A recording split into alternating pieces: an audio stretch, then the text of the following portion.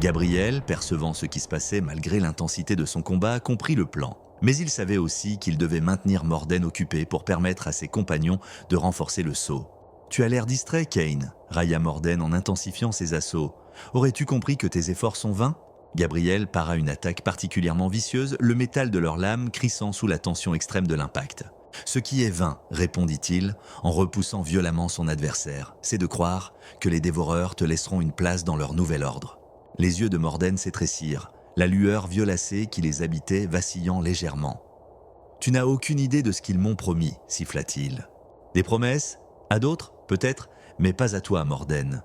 Tu es trop intelligent pour croire qu'ils te considèrent autrement que comme un outil jetable. » Cette remarque sembla toucher une corde sensible. L'expression de Morden se décomposa brièvement, laissant entrevoir une lueur d'incertitude. Gabriel en profita pour lancer une offensive fulgurante, forçant l'inquisiteur à reculer vers la périphérie de la chambre. Pendant ce temps, la canalisation d'énergie entre les trois autres porteurs d'armure et le cœur s'intensifiait. La lumière bleutée qui en émanait devenait de plus en plus brillante, commençant à repousser les ténèbres violacées qui s'étaient infiltrées dans la structure même du temple. « Le sceau se renforce », annonça Valen, les yeux rivés sur les relevés de la console. « Mais nous avons besoin de plus de puissance. Gabriel doit joindre son énergie à la nôtre. » Sera, tout en maintenant sa concentration, lança un regard préoccupé vers le duel qui faisait rage. « Il ne peut pas se libérer tant que Morden représente une menace. Alors nous devons neutraliser cette menace », conclut Lyra, sa voix tendue par l'effort de canalisation. Un plan commença à se former dans l'esprit d'Elias. « Le fragment de la couronne, dit-il. C'est la source de son pouvoir actuel, mais aussi sa faiblesse. L'énergie purificatrice du cœur l'a déjà endommagé. Si nous pouvions concentrer cette énergie sur le fragment, commença Valen. Nous pourrions le détruire, acheva Serra. Mais comment ? Valen étudia frénétiquement les commandes de la console ancienne, cherchant dans ses connaissances récemment acquises une solution. Il existe un protocole de défense, une impulsion purificatrice qui pourrait fonctionner, mais elle nécessiterait que les 4 armures soient parfaitement synchronisées. Et Gabriel est toujours occupé, rappela Lyra. Pas nécessairement, intervint Elias, une idée germant dans son esprit. Son armure reste connectée au réseau. Si nous combinons nos énergies dans une configuration tétraédrique parfaite, nous pourrions créer un canal direct vers son armure, même pendant qu'il combat. Valen hocha vigoureusement la tête. Théoriquement possible, risqué mais possible. Les 3 guerriers échangèrent un regard comprenant les implications. Une telle manœuvre les laisserait momentanément vulnérables, toute leur énergie étant redirigée vers Gabriel. « Faisons-le », décida Serra. Ils modifièrent leur position, formant un triangle parfait autour du cœur. Valen, manipulant les contrôles avec une précision née de décennies d'études, activa une séquence spécifique. Un rayon d'énergie triangulaire jaillit entre les 3 armures, puis se projeta vers celle de Gabriel, créant une structure tétraédrique complète. Gabriel ressentit immédiatement l'influx d'énergie. Son armure s'illumina d'une lueur blanche intense et il comprit intuitivement ce que ses compagnons tentèrent d'accomplir. « Qu'est-ce que… » commença Morden, momentanément déstabilisé par ce spectacle. Gabriel ne lui laissa pas le temps de réagir. Canalisant l'énergie combinée des 4 armures, il frappa, non pas Morden directement, mais le fragment de la couronne sur sa poitrine. Le contact fut cataclysmique. L'énergie purificatrice frappa le fragment corrompu, créant une réaction en chaîne dévastatrice. Morden hurla, un cri qui semblait venir de plusieurs voix superposées, tandis que le fragment se fissurait, puis explosait en une myriade d'éclats lumineux. L'onde de choc projeta les 2 combattants aux extrémités opposées de la chambre. Gabriel, protégé par son armure renforcée, heurta violemment une colonne mais resta conscient.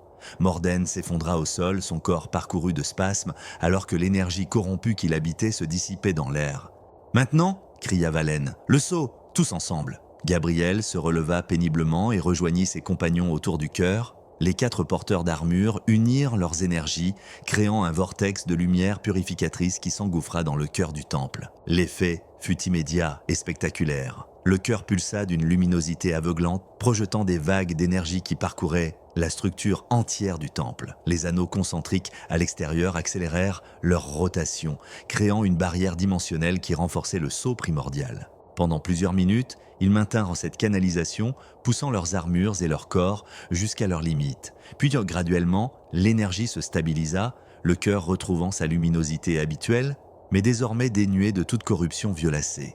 C'est fait, souffla Valen, consultant les relevés, le sceau est rétabli plus fort qu'avant, même avec la couronne complète, il faudrait des siècles pour l'éroder à nouveau. Les 4 guerriers s'effondrèrent presque simultanément, épuisés par l'effort colossal qu'ils venaient de fournir. Leurs armures, surchauffées, émettaient de légères dévolutes de vapeur, leur système rechargeant lentement leur énergie. Ce fut Lyra qui remarqua en premier l'absence de Morden. « Où est-il passé » s'alarma-t-elle, scrutant l'endroit où l'inquisiteur était tombé. Une traînée de sang menait vers l'une des sorties latérales de la chambre, un passage qu'il n'avait pas remarqué auparavant. « Il s'est échappé », constata Gabriel, trop épuisé pour ressentir autre chose qu'une résignation lasse. « Mais grièvement blessé », ajouta Serra. « Sans le fragment de la couronne, il n'est plus qu'un homme. » Valen secouait la tête, préoccupé. Un homme possédant encore des connaissances dangereuses, et la couronne, ce n'était qu'un fragment. D'autres pourraient exister. Gabriel se releva lentement, aidant Serra à faire de même. Un problème à la fois, nous avons accompli notre mission principale. Le temple est sécurisé, le passage vers la dimension des dévoreurs est scellé. Quant à Morden, nous le retrouverons, acheva Lyra avec une détermination froide. Une communication entrante interrompit leur discussion, le capitaine Torres depuis le Perseus. Commandant, la situation devient critique. La flotte impériale se réorganise, plusieurs vaisseaux reviennent vers le temple et nos capteurs détectent quelque chose d'étrange dans la nébuleuse. Étrange comment ? Demanda Gabriel, soudain alerte malgré son épuisement. Des fluctuations d'énergie similaires à celles observées sur Chronos 4 avant l'apparition des anomalies. Valen et Gabriel échangèrent un regard préoccupé. Des éclaireurs, murmura le scientifique, comme l'a dit Morden. Même avec le sceau renforcé, quelques entités ont pu traverser avant que nous ne le refermions. Alors nous devons partir. Maintenant, décida Gabriel. Capitaine, préparez-vous à l'extraction au point de rendez-vous convenu. Nous arrivons. Le retour à travers les couloirs labyrinthiques du temple fut tendu, chacun restant sur ses gardes malgré l'épuisement. La structure elle-même semblait différente, plus lumineuse, comme purifiée par l'activation du sceau. Ils atteignirent finalement le sas par lequel ils étaient entrés. La navette furtive les attendait toujours, miraculeusement intacte, malgré la bataille spatiale qui faisait rage à proximité. « Attendez » les arrêta Valen juste avant qu'ils n'embarquent. Le temple mère contient des connaissances inestimables, des secrets qui pourraient nous aider à comprendre la nature même des dévoreurs, peut-être même à les vaincre définitivement. Nous n'avons pas le temps pour une expédition archéologique, objecta Serra, jetant un coup d'œil au relevé tactique qui montrait les vaisseaux impériaux en approche. Pas maintenant, concéda Valen, mais nous devrions pouvoir y revenir. Le temple nous reconnaît désormais comme ses gardiens légitimes. Gabriel réfléchit rapidement, pesant les risques. « Pouvez-vous créer un accès sécurisé ? Un moyen de revenir sans avoir à traverser toute la nébuleuse ?» Valen hocha la tête. « Avec les commandes auxquelles j'ai désormais accès, je peux programmer le temple pour créer un portail dimensionnel stable. Une porte d'entrée discrète, utilisable uniquement par les porteurs d'armure. »« Faites-le » autorisa Gabriel, rapidement. Tandis que Serra et Lyra préparaient la navette, Valen, assisté d'Elias, configura une séquence complexe sur la console près du sas. Des symboles anciens s'illuminèrent sur les murs, formant un motif circulaire qui semblait pulser d'une énergie contenue. « C'est fait », annonça finalement le scientifique. Une fois activé, ce portail créera un passage direct vers la chambre du cœur, contournant les défenses habituelles du temple. Il ne sera détectable que par nos armures. « Comment l'activerons-nous » demanda Gabriel. « Cette séquence », répondit Valen, montrant un motif spécifique gravé sur un petit artefact qu'il venait de créer à partir des matériaux du temple. Un fragment du temple lui-même accordé à nos armures. Gabriel accepta l'artefact, le rangeant soigneusement dans un compartiment de son armure. « Une porte dérobée vers le pouvoir le plus dangereux de la galaxie », murmura-t-il. « Espérons que nous sommes dignes d'une telle responsabilité. » Ils embarquèrent, finalement, dans la navette, quittant le temple mère alors que les premiers vaisseaux impériaux commençaient à émerger de l'hyperespace. Lyra pilota avec expertise à travers les champs d'énergie de la nébuleuse, bénéficiant de la guidance de leurs armures pour éviter les zones les plus dangereuses. Le Perseus les attendait au point de rendez-vous, ses moteurs déjà préchauffés pour un saut en hyperespace immédiat. « Situation » demanda Gabriel dès qu'ils furent à bord. « Critique mais pas désespéré » répondit Torres. La diversion au Nexus de Vega a fonctionné mieux que prévu. La flotte impériale y a subi de lourdes pertes. Mais ils se regroupent rapidement et au moins 3 destroyers se dirigent vers notre position. Les anomalies ? Torres hésita. Dispersées dans la nébuleuse, nos capteurs en ont détecté 5, peut-être 6. Elles ne semblent pas hostiles pour l'instant, plutôt en observation. Des éclaireurs, confirma Valen, coupés de leur dimension d'origine par le renforcement du sceau, mais déjà passés dans la nôtre. Un problème pour plus tard, conclut Gabriel. Capitaine, sortez-nous d'ici. Le Perseus plongea dans l'hyperespace juste au moment où les premiers des tirs impériaux balayaient leur dernière position connue. La silhouette élancée du vaisseau furtif disparut dans le tunnel dimensionnel, laissant derrière elle une nébuleuse en ébullition et un temple à nouveau scellé. Dans la salle de briefing, quelques heures plus tard, l'équipe faisait le point sur leur mission. Les rapports de la flotte de diversion étaient encourageants. La résistance avait porté un coup significatif aux forces impériales, détruisant 2 croiseurs majeurs et endommageant gravement un chantier orbital stratégique. Mais ce n'est qu'un répit temporaire, avertit l'amiral Kwan, dont l'hologramme bleuté dominait la table de conférence. L'empereur lui-même s'implique désormais dans la traque des temples et des armures. Il semble personnellement investi dans cette quête. Gabriel échangea un regard avec Serra. Cette information confirmait leurs soupçons de longue date, l'empereur n'était peut-être pas insensible à l'influence des dévoreurs. « Et Morden » demanda Lyra. « Aucune trace », répondit Kwan. « Son vaisseau personnel a quitté la nébuleuse peu après votre départ, mais nous avons perdu sa signature en hyperespace. Il pourrait être n'importe où. »« Il reviendra » affirma Gabriel avec une certitude sombre. La destruction du fragment l'a affaibli, mais pas détruit. Et tant qu'il reste d'autres fragments de la couronne, Valen, qui avait passé les dernières heures à analyser les données récupérées dans le temple mère, leva les yeux de sa console. Selon les archives que j'ai pu déchiffrer, la couronne d'éternité a été divisée en 7 fragments par les anciens, avant leur disparition. Chaque fragment a été caché dans un lieu différent, certains dans notre dimension, d'autres ailleurs. Morden en avait un, conta Elias. Il en reste donc 6. 6 fragments au pouvoir inimaginable, dispersés à travers la galaxie, résuma Serra. Et nous n'avons aucune idée de leur localisation. Pas exactement, corrigea Valen, un sourire énigmatique se dessinant sur son visage. Les archives contenaient des indices, des références astronomiques, des coordonnées partielles. Avec du temps et des ressources, je pourrais localiser au moins certains d'entre eux. Gabriel contempla la carte stellaire qui s'affichait au-dessus de la table. Une galaxie immense, peuplée de milliards d'étoiles, de planètes et de mystères. Alors c'est notre nouvelle mission, décida-t-il. Trouver les fragments avant Morden et l'Empire, les mettre en sécurité ou les détruire. Tout en continuant à chercher les 2 dernières armures, ajouta Lyra. Il nous manque toujours le gardien du temps et le façonneur d'étoiles. Et en surveillant ces éclaireurs laissés par les dévoreurs, compléta Elias. Qui sait quels dégâts ils pourraient y causer, même isolés de leur dimension d'origine. L'ampleur de la tâche qui les attendait était écrasante. Pourtant, Gabriel ressentait un curieux optimisme. Pour la première fois depuis le début de cette guerre, ils n'étaient plus simplement en réaction. Ils avaient l'initiative. Une chose à la fois, dit-il finalement. Professeur Valen, concentrez-vous sur la localisation du fragment le plus accessible. Amiral Kwan, nous aurons besoin de renforts pour la prochaine phase. Et pour le reste d'entre nous, il regarda tour à tour ses compagnons, Serra, Lyra, Elias, liés non seulement par leur mission, mais par quelque chose de plus profond, forgé dans le feu du combat et les mystères des anciens. Pour nous, il est temps de comprendre véritablement ce que sont ces armures, ce dont elles sont capables, ce que nous sommes capables de faire ensemble. Tandis que le Perseus filait à travers l'hyperespace, vers le sanctuaire secret de la Résistance, l'équipe se sépara pour un repos bien mérité. Mais Gabriel s'attarda dans la salle de briefing, contemplant l'image du temple mère qui flottait encore au-dessus de la table. Il effleura l'artefact de portail que Valen avait créé, sentant sa légère vibration en résonance avec son armure. Une porte vers le pouvoir le plus ancien de la galaxie, un pouvoir qui pourrait aussi bien les sauver que les détruire. « À quoi penses-tu » demanda Serra, revenant silencieusement dans la salle. Gabriel sourit légèrement, reconnaissant sa présence sans se retourner. « Je pense que les anciens nous ont laissé un héritage complexe. Des armes contre les dévoreurs, mais aussi les clés qui pourraient les libérer. Pourquoi une telle dualité ?» Serra s'approcha, observant l'hologramme à ses côtés. Peut-être parce que toute grande puissance comporte cette dualité, la capacité de protéger et de détruire. Comme nos armures, murmura Gabriel. Comme nous, corrigea-t-elle doucement. Ils restèrent là, contemplant l'image du temple qui avait failli marquer la fin de tout, mais qui représentait maintenant un nouveau commencement. Dehors, les étoiles défilaient, chacune porteuse de ses propres secrets, de ses propres mystères. Et quelque part, parmi ces étoiles, 6 fragments d'un pouvoir ancien les attendaient. Une course contre la montre venait de commencer, une course dont dépendait non seulement le destin de la Résistance ou de l'Empire, mais celui de la galaxie tout entière.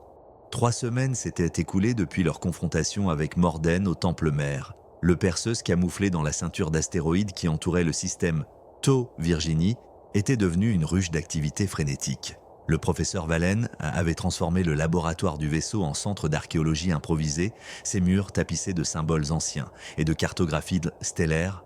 Gabriel, appuyé contre l'encadrement de la porte, observait silencieusement le scientifique qui manipulait avec ferveur divers hologrammes. « Des progrès ?» demanda-t-il finalement. Valen sursauta légèrement, absorbé qu'il était dans ses recherches. « Commandant Kane, je ne vous avais pas entendu. » La concentration du chercheur, sourit Gabriel. « Alors ?» Valen fit un geste et les hologrammes se réorganisèrent, formant une constellation spécifique que Gabriel ne reconnut pas immédiatement. « J'ai localisé le deuxième fragment » annonça le scientifique avec une excitation mal contenue. « Du moins, je le crois. » Gabriel s'avança, étudiant la projection. « Où ?» Les archives du Temple Mère mentionnent un lieu appelé les Vestiges d'Andromède, pas notre galaxie voisine, mais un ancien avant-poste des anciens nommé d'après elle. Une station spatiale colossale, abandonnée depuis des millénaires, qui orbite autour d'un trou noir à la bordure extérieure du secteur ophidien. Dans l'espace impérial, constata Gabriel, son visage s'assombrissant. Pas exactement, corrigea Valen. La région est officiellement sous contrôle impérial, mais c'est une zone contestée. Les raids pirates y sont fréquents, ce qui limite la présence permanente de la flotte. Gabriel hocha la tête, réfléchissant aux implications tactiques. Pourquoi les anciens auraient-ils placé un fragment dans une station spatiale? Les autres temples que nous connaissons sont tous sur des planètes. Ce n'était pas une simple station, expliqua Valen, faisant apparaître une représentation de la structure. C'était un centre de recherche majeur, peut-être même le principal laboratoire où les armures ont été créées. La proximité du trou noir leur permettait d'étudier les distorsions dimensionnelles dans des conditions contrôlées. Gabriel examina l'image holographique. Une structure annulaire massive composée de plusieurs segments, certains visiblement endommagés même sur ce rendu ancien. Si c'était si important, pourquoi l'avoir abandonné? Valen hésita. Les archives sont vagues sur ce point. Il y a des références à un incident catastrophique, une brèche contrôlée qui aurait mal tourné. Je suppose qu'ils expérimentèrent sur les limites entre les dimensions et que quelque chose s'est échappé. Les dévoreurs, murmura Gabriel, possiblement la première manifestation, acquiesça Valen. Ce qui expliquerait pourquoi un fragment de la couronne y a été caché, symbole d'une leçon durement apprise. Le commandant fit quelques pas dans le laboratoire, assimilant ces informations. Nous aurons besoin d'une équipe plus nombreuse pour cette mission. Si la station est aussi vaste que vous le suggérez, explorer ces ruines pourrait prendre des semaines. Il y a autre chose, ajouta Valen, son expression devenant plus grave. Les dernières transmissions que nous avons interceptées suggèrent une activité impériale accrue dans le secteur. Ils cherchent quelque chose, Morden. C'est ma théorie, confirma le scientifique. Malgré ses blessures, il semble avoir repris sa quête. Et s'il a accès aux mêmes archives que nous avons récupérées, il pourrait être déjà en route pour les vestiges, conclut Gabriel. Combien de temps avant que le Perseus soit prêt à partir? Les réparations seront terminées dans 12 heures, selon l'ingénieur Chen. Mais Valen sembla hésiter, un comportement inhabituel pour lui. Mais, encouragea Gabriel, d'après mes analyses, les vestiges d'Andromède contiennent non seulement un fragment de la couronne, mais potentiellement des indices sur l'emplacement des 2 dernières armures manquantes. Si cette information est correcte, Morden pourrait chercher plus qu'un simple fragment. Cette révélation frappa Gabriel avec la force d'une décharge de blaster. « Vous êtes certain ?»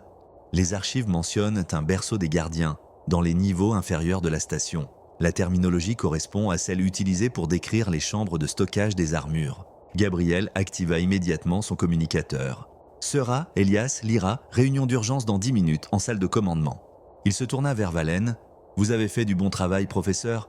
Maintenant, préparez tout ce dont nous aurons besoin pour naviguer dans ces ruines. » Le scientifique acquiesça, déjà replongé dans ses analyses, tandis que Gabriel quittait le laboratoire, son esprit élaborant rapidement les contours d'une mission qui venait de gagner en complexité et en urgence. Dans la salle de commandement, l'équipe était réunie autour de la table holographique centrale. La capitaine Torres avait également rejoint la discussion, son expertise tactique étant indispensable pour la mission à venir. Les vestiges d'Andromède, commença Gabriel après avoir exposé les découvertes de Valen. Une station abandonnée en orbite autour d'un trou noir, potentiellement contenant un fragment de la couronne et des indices sur les armures manquantes, et potentiellement truffée de pièges, d'anomalies dimensionnelles et de systèmes de défense anciens, ajouta Elias, étudiant les données préliminaires. Sans oublier l'intérêt probable de l'Empire, compléta Serra. Si Morden a eu accès à des informations similaires aux nôtres, il y sera, affirma Lyra avec une certitude tranquille. La question est, y est-il déjà? Torres manipula les commandes de la table, faisant apparaître une représentation du secteur.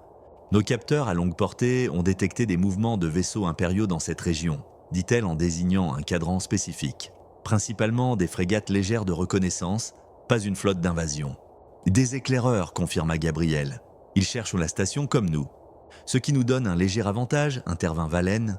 Grâce aux coordonnées précises extraites des archives, nous savons exactement où chercher. Les impériaux, même avec Morden, ne disposent probablement que d'informations fragmentaires. Gabriel hocha la tête, puis se tourna vers Elias. Quelle est notre situation en termes d'équipement ? L'expert en technologie ancienne fit apparaître un inventaire holographique. Nos armures sont pleinement opérationnelles, réparées et rechargées après l'incident du Temple Mère. J'ai également développé des scanners portatifs spécifiquement calibrés pour détecter les énergies associées aux fragments de la couronne. Il fit défiler plusieurs autres éléments. Équipements d'exploration standard, communicateurs à relais quantique pour maintenir le contact même avec les interférences du trou noir, et il marqua une pause, faisant apparaître un dispositif que Gabriel ne reconnut pas immédiatement.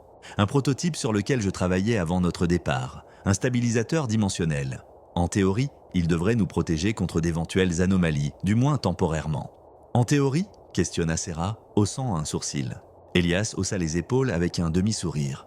Je n'ai pas exactement eu l'occasion de le tester contre de véritables anomalies dimensionnelles, mais les simulations sont prometteuses. Torres reprit la parole, ramenant la discussion vers les aspects tactiques. L'approche des vestiges sera délicate. Les débris orbitant autour du trou noir créent un champ d'astéroïdes imprévisible et les radiations Hawking interfèrent avec les capteurs standards. Sans compter l'éventuelle présence impériale, ajouta Lyra, je suggère une approche en 2 temps. Le Perseus reste à distance sécuritaire tandis qu'une navette furtive améliorée nous dépose directement sur la station. Gabriel acquiesça puis se tourna vers Valen.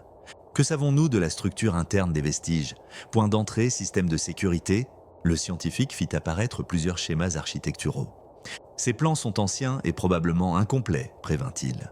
Mais ils montrent une structure en 3 anneaux concentriques reliés par des rayons comme une roue. L'anneau extérieur abritait principalement des systèmes de défense et des laboratoires d'observation. L'anneau médian contenait les quartiers d'habitation et les installations de recherche secondaires. Il zooma sur l'anneau central. Le cœur de la station est ce qui nous intéresse, le centre de recherche principal où les expériences dimensionnelles étaient menées. C'est là que nous trouverons probablement le fragment et les informations sur les armures. Et les systèmes de défense ? Demanda Serra. Difficile à dire après tant de millénaires, admit Valen.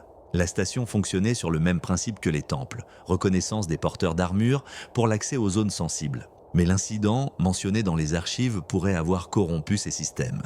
Gabriel réfléchit un moment, assimilant toutes ces informations. Nous partons dans 12 heures, décida-t-il. Équipe principale, Serra, Elias, Lyra et moi-même, avec le professeur Valen comme expert. Capitaine Torres, le Perseus restera en position de soutien, prêt à intervenir au besoin ou à nous extraire en urgence. Il scruta les visages autour de la table, cherchant des signes d'inquiétude ou de doute. Il n'en trouva aucun, seulement la détermination tranquille d'une équipe qui avait déjà affronté l'impossible et en était revenue. « Des questions ?» conclut-il. Ce fut Serra qui prit la parole, exprimant ce que tous pensaient. Juste une observation. Si nous trouvons effectivement des indices sur les armures manquantes, cela pourrait changer fondamentalement l'équilibre des forces. Pour la première fois, nous aurions une véritable chance de renverser l'Empire.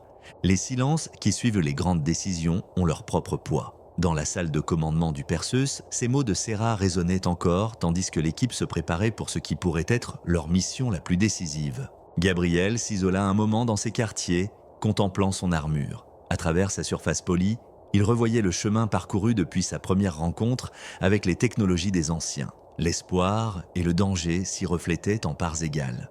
Un signal discret l'alerta de la présence de Lyra à sa porte. « Nos scanners viennent de détecter une anomalie près des vestiges », annonça-t-elle, une signature énergétique similaire à celle de Morden. « Il est donc déjà là », murmura Gabriel. « Pas exactement. La signature est différente, plus puissante. » Leurs regards se croisèrent, comprenant l'implication. Morden avait peut-être trouvé un autre fragment.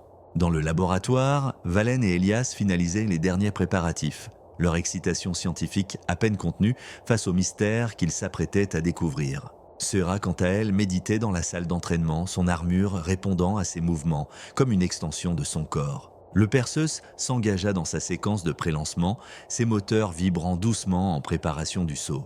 Gabriel rejoignit la passerelle, observant l'immensité étoilée à travers la baie d'observation. Quelque part, au-delà de ces étoiles, les vestiges d'Andromède les attendaient, avec leurs secrets, leurs dangers et leurs promesses. Un pas de plus vers notre destinée, pensa-t-il alors que le vaisseau plongeait dans l'hyperespace, transportant ses héritiers des anciens vers la prochaine bataille d'une guerre qui transcendait le temps et les dimensions. Et voilà une autre histoire qui se termine. Alors, ça vous a plu ?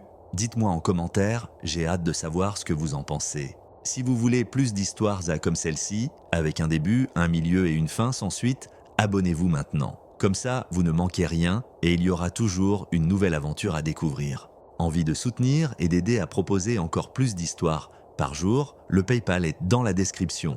Avec votre aide, je peux créer encore plus de contenu pour vous.